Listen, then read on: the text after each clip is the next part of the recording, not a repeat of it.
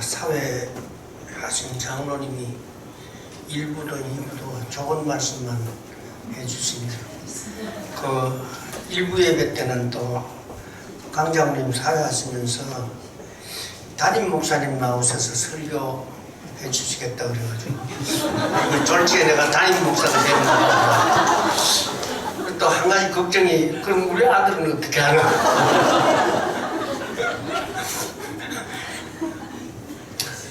그렇게 생각을 했습니다.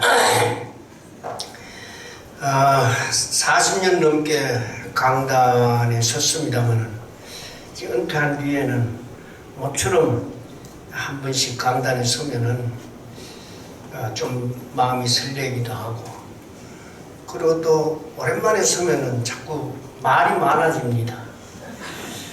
그래서 우리 아들이 둘이 목사인데 부탁이 거예요. 뭐 아버지는 어디 설교 부탁 받으면은 제발 길게 하지 말라고, 길게 하지 말라고. 조심 많이 합니다. 혹시 길어졌다가 다음에 오라소리 다시는 안 하면 어떻게 하나 싶었어요.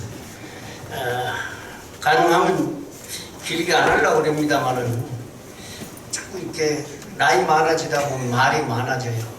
양해해 주시기 바랍니다. 오늘 본문 말씀, 좋은 이름이 좋은 기름보다 낫고 죽는 날이 출생하는 날보다 낫다. 대단히 역설적이지요. 초상집에 가는 것이 잔치집에 가는 것보다 낫다. 왜 그러냐? 모든 사람의 결과가 결국 죽음으로 끝나기 때문에 그 죽음을 늘 생각하면서 사는 것이 좋다, 그런 뜻이겠죠. 그 다음에 슬픔이 웃음보다 낫다. 왜 그러냐? 너무 좋아가지고 막 웃고 떠들다 보면은 그냥 감정에 복받쳐가지고 그 현실을 잊어버릴 수가 있습니다. 착각을 할 수가 있습니다. 그러나 슬픔은 사람으로 하여금 자신을 생각하고 현실을 생각하고 미래를 생각하는 깊은 지혜를 주기 때문인 것입니다. 그래서 지혜자의 마음은 초상집에 있지만은 우매한 자, 어리석은 사람을 말하는 것입니다. 어리석은 자의 마음은 혼인집에 있다.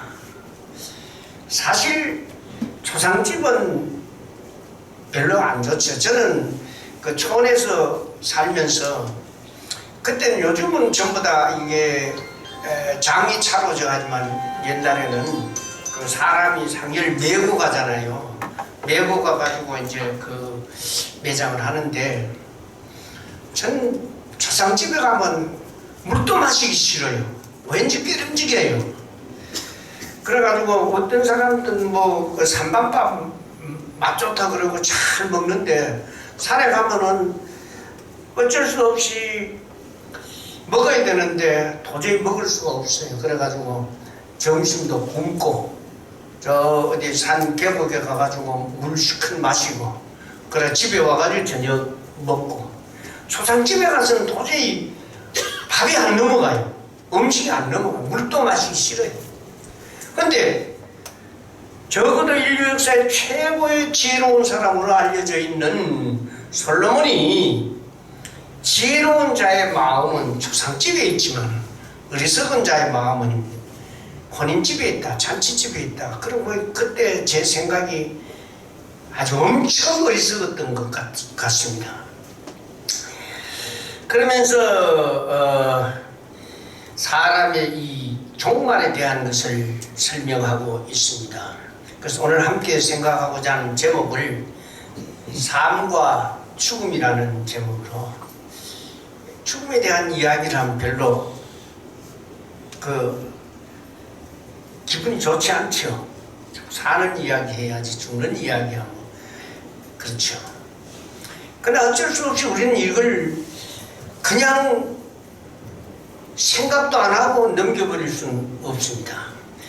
생로병사, 나고 늙고 병들고 죽는 것은 인생의 공도입니다. 공도는 한 가지 공자, 길도자, 모든 사람이 이 한 길로 가는 겁니다. 이 길로 안 갈 사람은 없습니다. 그런데 요즘은 이 문명시대에 사는 우리에게는 생로병사가 아니라 갑자기 생각지도 않게 죽음이 찾아오는 수가 있습니다. 이번에 헝가리에 여행을 갔던 우리 한국 관광객들도 그렇죠. 만약 하나라도 그런 염려가 있었다면 그 배 탔겠습니까? 누구는 죽어서 좋은 사람이 있겠습니까마는 어떤 분 보니까 보도에 보니까 그렇대요. 어머니가 그 친정 어머니가 손녀를 키워줘가지고 6살인가 되도록 키워줬는데 너무 고마워서 어머니에게 보답하는 마음으로 어머니 모시고 어머니가 키운 6살 딸아이하고 그 아이의 엄마하고 그러니까 3대가 여행을 갔죠. 그래서 참변을 당하고 말았습니다. 참으로 안타깝습니다. 그래서 요즘은 건강도 나의 수명하고는 별 상관이 없는 것 같아요. 병든 사람만 죽는 게 아닙니다. 늙은 사람만 죽는 게 아닙니다. 언제 어디에서 어떤 모습으로 죽음이란 그렇잖아요. 물에 빠져 죽는 사람도 있고 불에 타 죽는 사람도 있고 또 건물에 무너져서 크게 죽는 사람도 있고 뭐 죽음이라는 여러 모양으로 우리에게 다가오고 있습니다. 사람은 1시간 뒤에 무슨 일이 일어날지 모르고 살아갑니다. 그런데도 사람들은 천년 만년 살 것처럼 헛된 꿈과 욕망에 사로잡혀 부도덕하고 몰지각한 악행을 자행하는 사람들이 많습니다. 그런가 하면 내일을 생각하지 않고 오늘의 쾌락에 사로잡혀서 먹고 마시고 즐기고 애쓰는 모습을 보면은 가련하고 어리석기 그지없습니다.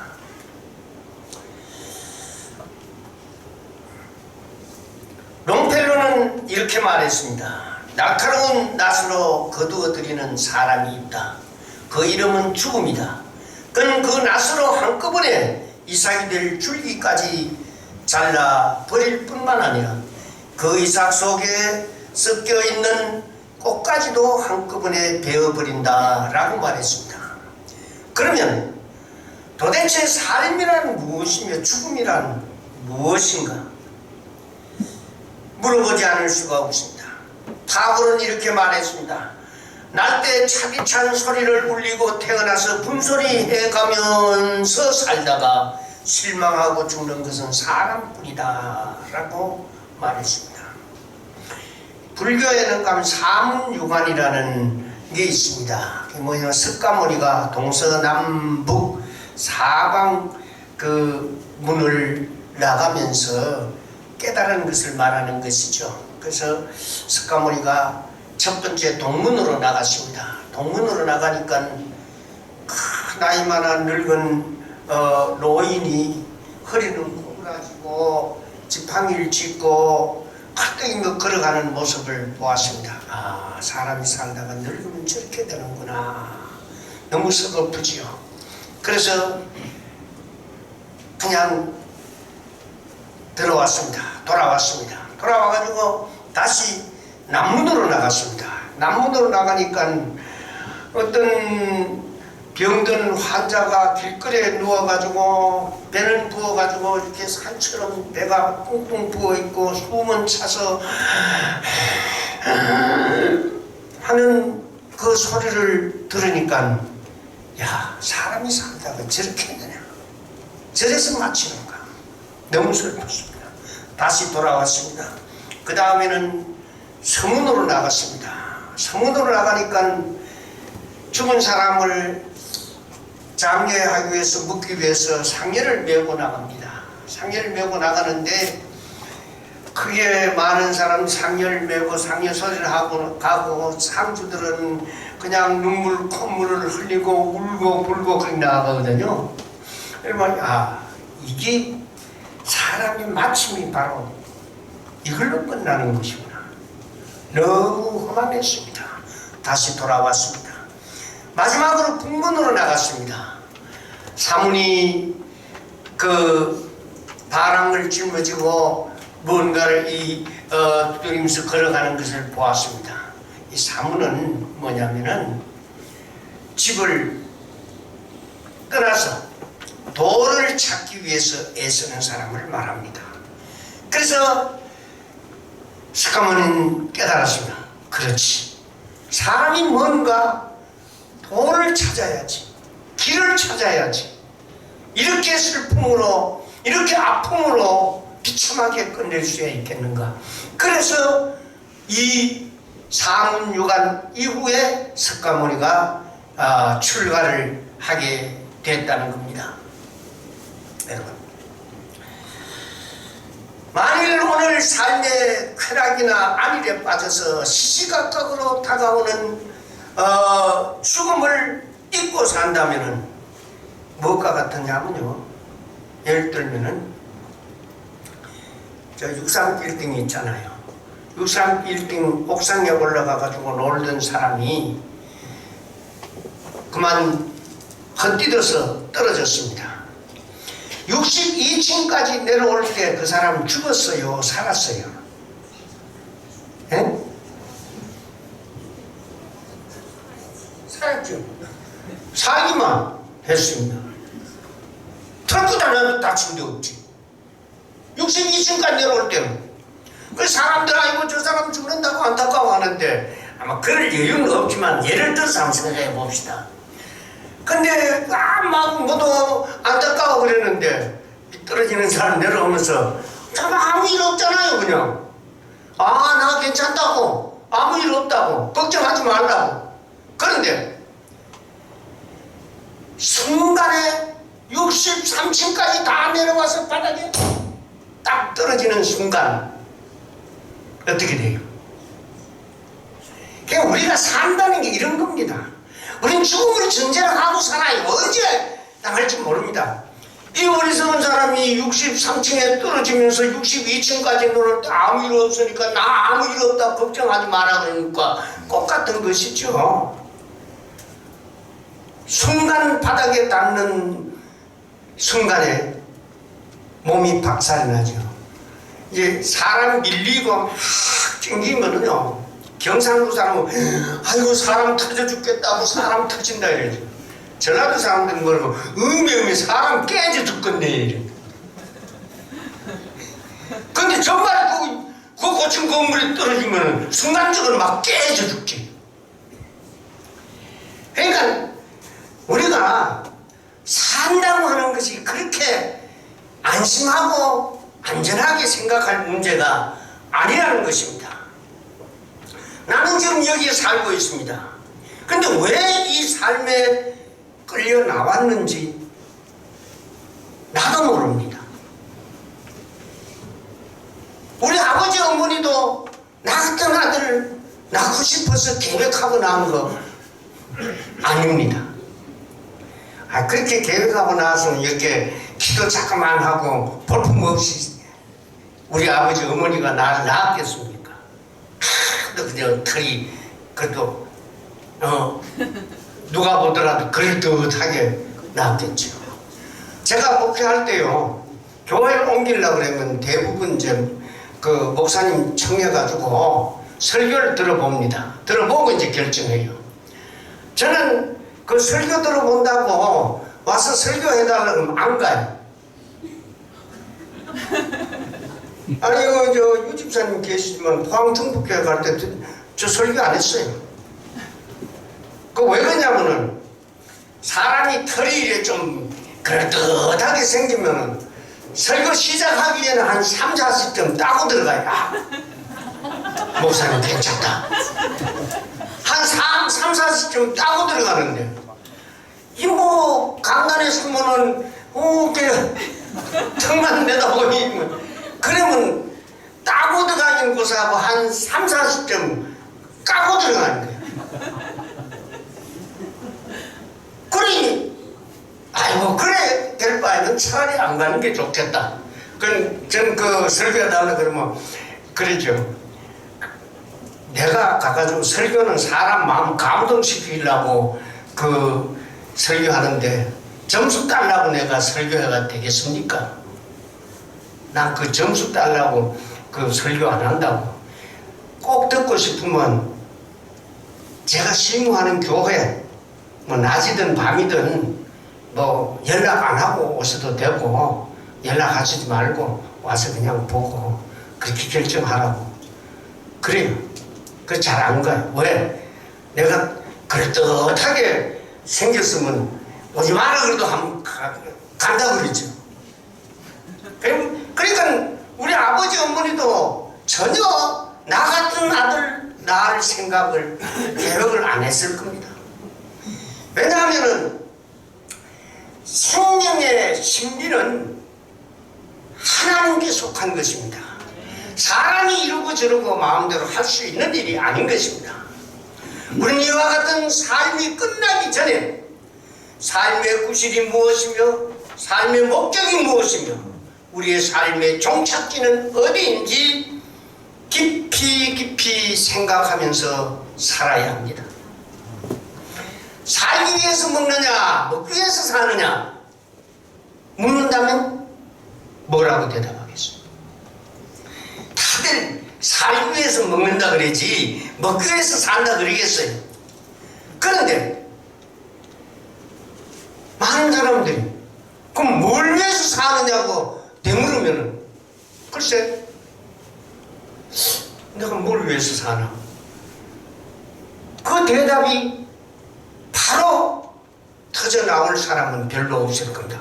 글쎄 내가 뭘 살기 위해서 먹는 건 아는데 내가 뭘 위해서 사느냐는 분명하지 않는 사람들이 많다는 겁니다.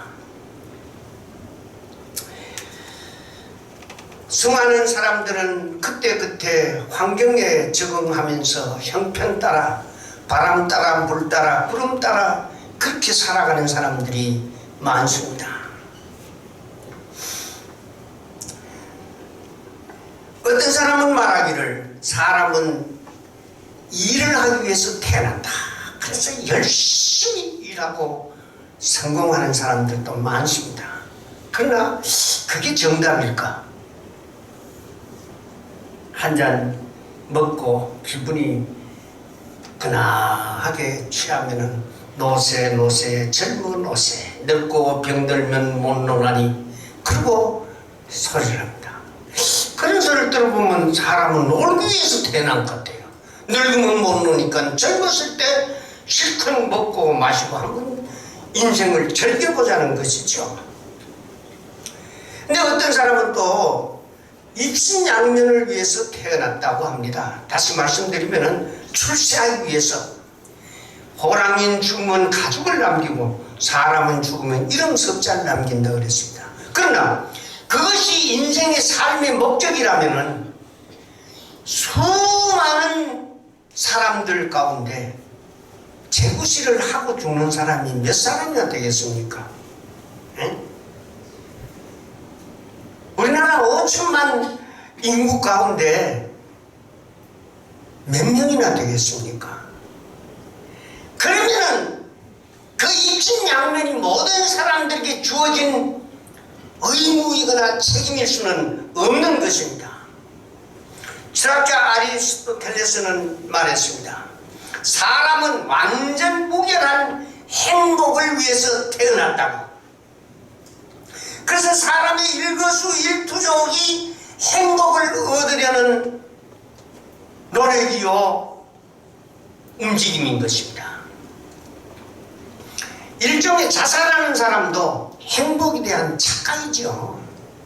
왜 그러냐면은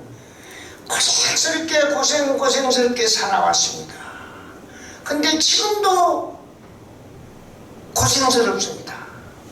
앞을 내다보니까 전혀 더 좋아질 기미가 보이지 않습니다. 그럴 때는 에라, 차라리 목숨을 끊는 게 내게 더 좋을 것 같다. 그래서 목숨을 끊는 겁니다. 행복에 대한 일종의 착각에서 오는 비극이죠. 고심극기하는 수도사도 완전 무결한 행복과 연결이 되어 있다고 생각하기 때문에 어려운 수도 생활을 참고 견디는 것입니다. 옛날에 어떤 사람이요, 산길을 가다가 가는데 갑자기 앞에 호랑이가 나타났습니다. 호랑이가 나타났는데 응급결에 피할 도망가서는 호랑이를 이길 수가 없잖아요. 응급결에 그냥 옆에 있는 그 앞에 있는 나무 위에 올라갔습니다. 근데 그 나무가 크고 높은 나무면 높이 올라가면 되는데 키 올라갔는데 나무가 조그마한 나무가 더 올라갈 수도 없고 호랑이가 이렇게 치다보더니만은 잡아먹으려고 뛰어오르기 시작합니다. 펄쩍 뛰어오르고 뻘쩍 뛰어오르고 그래 한 번, 두 번 자꾸 더 높이 뛰어오르거든요. 얼마 있으면 이게 잡혀먹을 것 같아. 근데 호랑이가 한참 뛰어오르다 보니까 힘이 빠졌는지 좀 쉬어가지고 좀 충전을 해가지고 이제 재도전하려고 탁 웅크리고 쉬고 있거든요. 쉬어가지고 이제 한번 재도전하려고. 그때 이 사람이 가만히 생각해보니까 이거 뭐 내가 이렇게 이래주거나 저래주거나 죽기는 마찬가지고 이제 모험을 하는 수밖에 없습니다. 탁 뛰어내리고 호랑이가 웅크리는 등에 올라탔습니다. 그리고 호랑이 먹더미를 딱 잡았습니다. 그냥 호랑이가 이 사람을 해칠 수가 없잖아요. 등에 올라탔으니까. 발등이나 호랑이도 놀라고 발등에 막 이제 손살같이 내달립니다. 그냥 호랑이는 어디 떨어지려고 막 내달린데 떨어지나. 이 호랑이 탄 사람은 떨어지면 죽는 날이니까. 그날 제삿날. 그냥 떨어지려고 막 또 용을 씁니다. 근데 봄에 밭에서 밭을 메고 일을 하던 농부가 항상 다 보니까 헤헤 어떤 놈은 팔자가 좋아가지고 호랑이 타고 막 저렇게 여행을 하는데 나는 이게 무슨 꼴이냐. 호랑이 탄 사람은 지금 중간에 사느냐 지금 길어져 있는데 그걸 보고 부러워가지고 이게 나는 이게 무슨 팔자냐. 여러분, 높은 자리에 있던 사람들이 줄줄이 묶여 들어간 거 봤지요. 대통령 자리에 있다가도 묶여 들어간 거 봤지요. 다 호랑이 덩어리 타고 있는 겁니다. 늘 죽이고 하면 죽을까봐 그냥. 부러워하지 마세요. 남의 떡이 더 커 보인다고 괜히 다른 사람 사는 거 뭐 굉장히 나보다 좋은 것 같지만은 사람 사는 게 거기서 거기 갑니다. 오래전에 과학연구가에 동물만 우글거리고 사는 산림지대에 그 가뭄이 들었습니다. 오랫동안 비가 안 와가지고 그 많은 동물들이 비가 안 오고 물이 없으니까 이거 죽기 생겼잖아요. 목이 타서 죽을 지경이 되어가지고 그냥 쓰러져 누워있다가 어디서 바람이 슬 불어옵니다. 그 바람 불어오는 순간 이 동물들이 쓰러져 기진맥진해 있던 동물들이 우르르 일어나가지고 막 바람이 부는 그 방향을 향해서 다른박질 칩니다. 왜 그러냐면은 수백 리 밖에 바람이 불어오면서 수백 리 밖에 있는 물냄새를 맡은 겁니다. 그래가지고 그 물냄새를 맡고 물을 찾아가지고 지금까지 자기들이 살던 그 경계선을 뛰어넘어서 물이 있는 곳을 찾아간 것입니다. 여러분, 이렇게 동물이 물 냄새만 맡고 있을 수는 없잖아요. 그러니까 물이 냄새가 나면 물이 있는 곳이 있잖아요. 그럼 그 물을 내가 지금까지 살던 경계선을 뛰어넘어라도 물을 찾아가야 살지. 마찬가지로 사람도 마찬가지입니다. 행복에 대한 냄새만 맡다가 끝낼 겁니까? 그럴 수는 없잖아요. 행복에 대한 갈증이 있고 행복에 대한 그 본능이 있으면은 분명히 완전무결한 행복이 있는 곳이 있습니다. 제가 해외여행을 많이는 못했지만 그래도 갈만한 곳은 가봤습니다. 아프리카도 가보고요, 유럽도 가보고요, 아시아도 가보고요, 저기 남아프리카는 못 가봤는데 북아프리카는 미국, 캐나다 갔으면 뭐 다 갔고 가보았는데요. 어디 가도 누가 내한테 물으면은 나는 여행은 지금이라도 허락하면은 여행은 하고 싶어요. 근데 한국을 떠나서 살고 싶은 곳은 단 한 곳도 없었어요. 사람 사는데 별 데 없어요. 미국이요? 분명히 돈이 많고 부자 나라지만은요, 살기 얼마나 불편한지 아십니까? 정말로 한국같이 편한 데 어디 있어요? 마트에 가가지고 몇만 원만 사도 탁 하면 집에까지 물 다 배달해 주는데,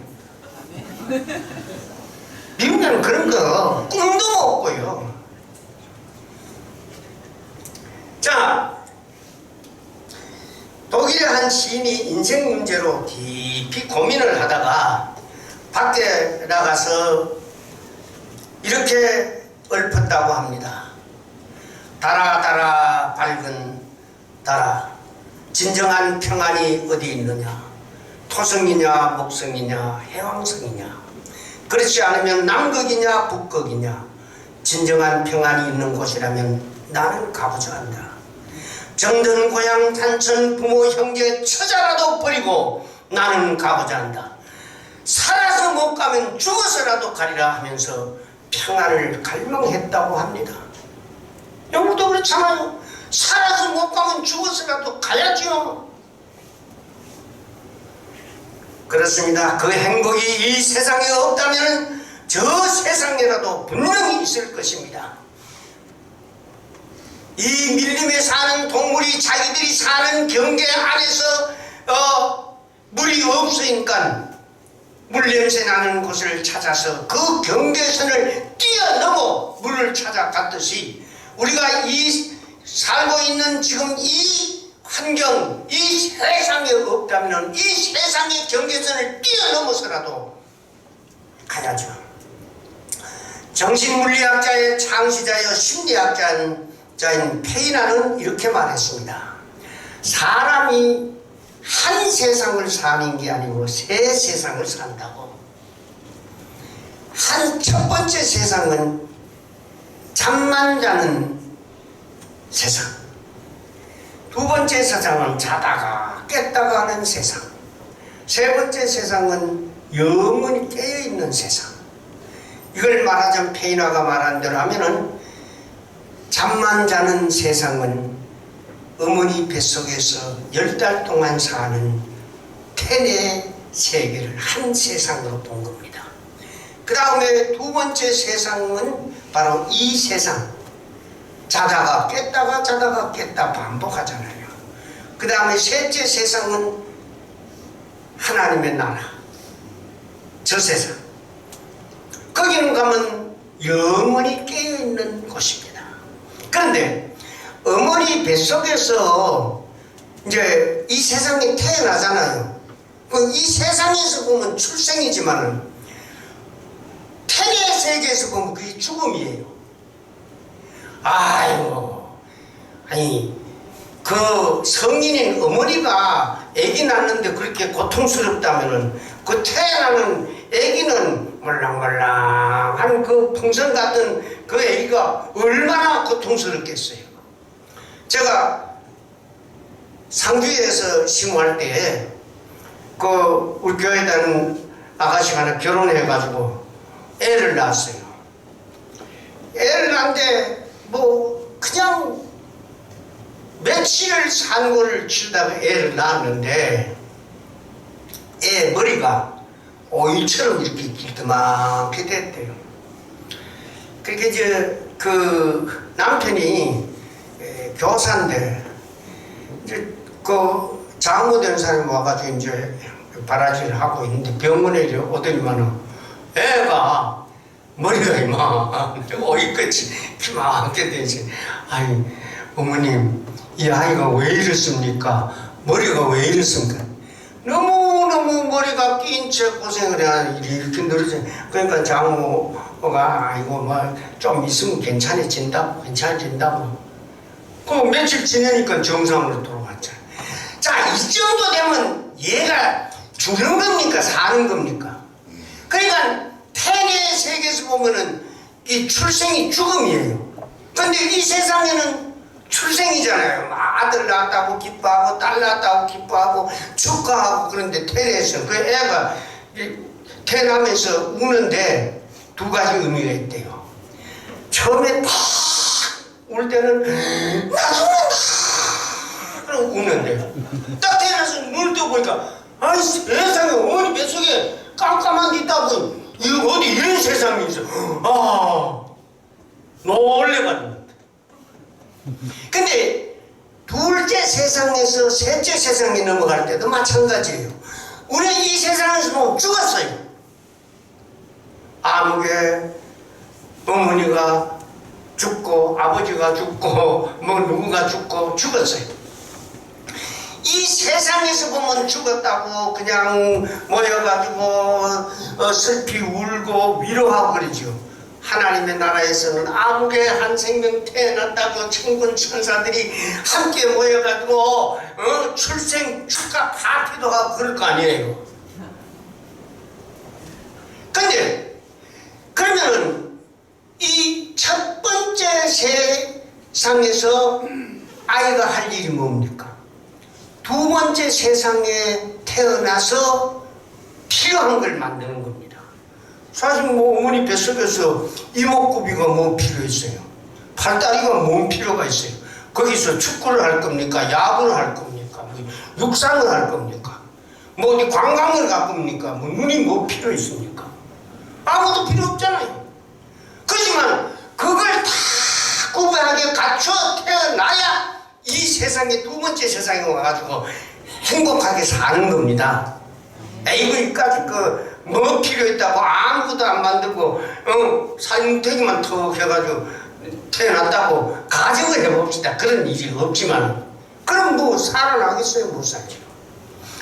페이는 또 말합니다. 그럼 이 세상에서는 뭘 하느냐? 뭘 위해서 하느냐?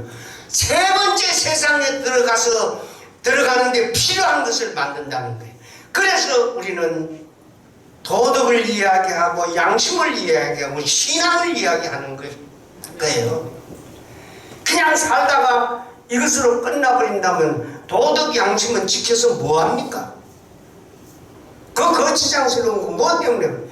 이게 다음 세 번째 세상에 들어가서 영원히 완전 무결한 행복을 위해서 살려고 하면은 우리가 양심도 지켜야 하고 도덕도 지켜야 하고 무엇보다도 우리는 신앙을 지켜야 하는 것입니다.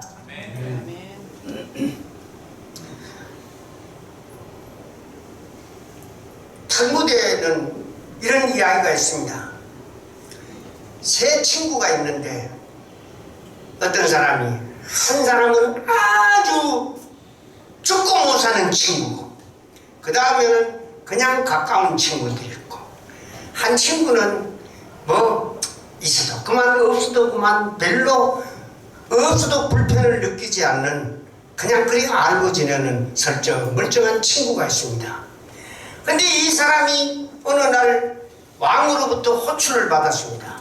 무슨 죄의 의혹이 있어가지고서 그 왕의 호출을 받았는데 틀림없이 이제 대궐에 들어가면은 처형을 당할 것 같아가지고 첫 번째 가장 친한 친구를 찾아가서 이 친구야, 내가 그 대궐에 지금 왕의 호출을 받고 가는데 자네 내하고 같이 가가지고 왕에게 나를 좀 변호해 줄 수 없느냐, 나 죄 없다고 좀 내 편 좀 들어줄 수 없느냐. 그러니까 그렇게 죽고 못 살던 친구가 뭐라 그러냐면 나는 자네하고 한 발걸음도 같이 못 가네. 냉정하게 거절했습니다. 그 다음에 그러면 조금 가까운 친구한테 가서 말했습니다. 그 이야기하면서 그렇게 좀 같이 가달라 그러니까 내가 대궐 문화까지는 동행하겠네. 그렇지만 그 이상은 더는 못 가네. 뭐 대궐 문화까지 가가지고 뭐합니까? 왕 앞에 가가지고 내가 무죄하다는 걸 좀 변호를 해줘야지. 설정멀쩡한 친구 아쉬우니까 목마른 놈이 샘 판다고 뭐 아쉬우니까 이제 그 친구를 찾아갔습니다만요.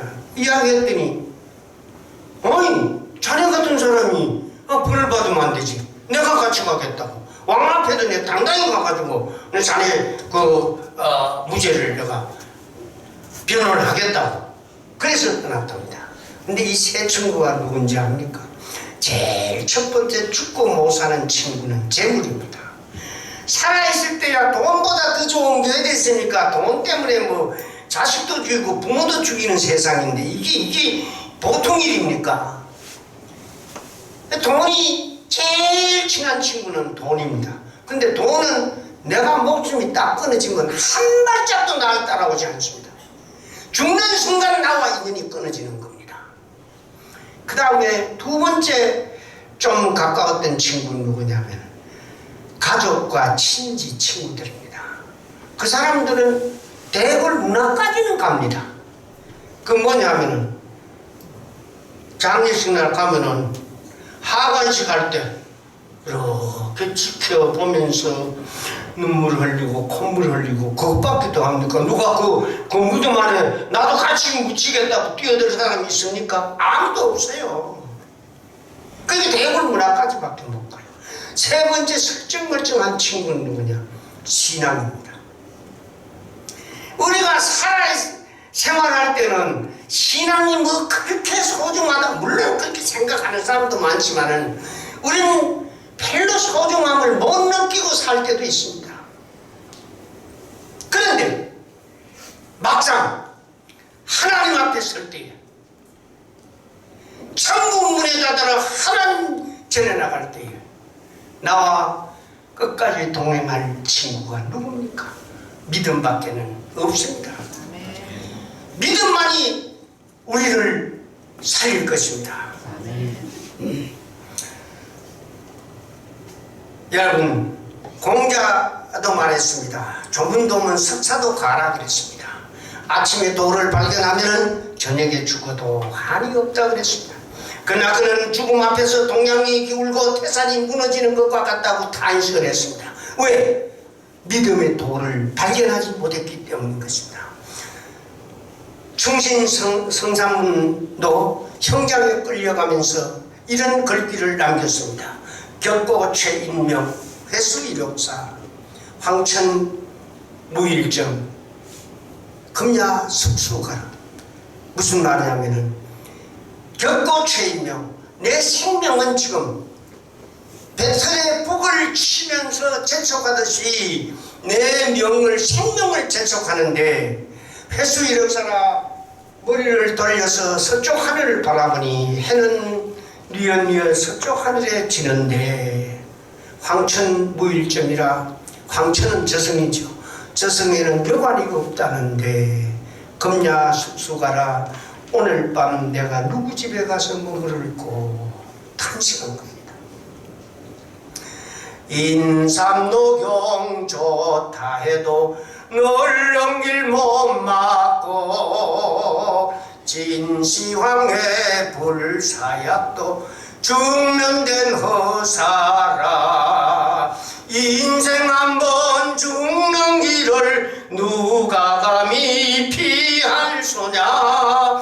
슬프다 인생들아 어디로 달려가느냐. 우리가 그리스도를 믿는 확실한 믿음만 있다면 우리가 물에 빠져 죽든 불에 타 죽든 늙어 죽든 병들어 죽든 사고로 죽든 아무런 상관이 없습니다. 죽음 뒤에는 하나님의 나라가 있기 때문인 것입니다. 영원한 행복이 있기 때문인 것입니다. 그래서 바울은 말했습니다. 고린도전서 15장 55절 57절에 뭐 사망하는 이 이기는 것이 어디에 있느냐. 사망하는 이 쏘는 것이 어디에 있느냐. 사망에 쏘는 것은 죄요 죄의 권능은 율법이라. 우리 주 예수 그리스도로 말미암아 우리에게 이김을 주신 하나님께 감사하리로다.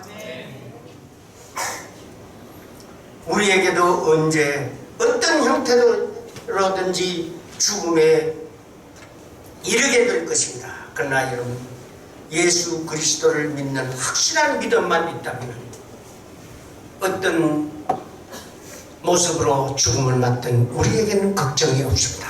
사도 바울처럼 죽음을 노래하고 죽음의 예찬을 할 수 있는 신앙인이 다 되시기를 바랍니다. 아멘. 기도드리겠습니다. 걸어가시고 은혜로우신 아버지 하나님 감사합니다. 불초하고 연약한 종이 하나님의 말씀을 대언하였습니다. 혹시 잘못 증거한 게 있으면 우리 기억에서 제하여 주시고 유익한 말씀이 있으면 기억하여 평생 살아가는 동안에 믿음을 지켜 하나님을 경외하는 성도의 삶을 굳건히 살아가게 해 주시옵소서.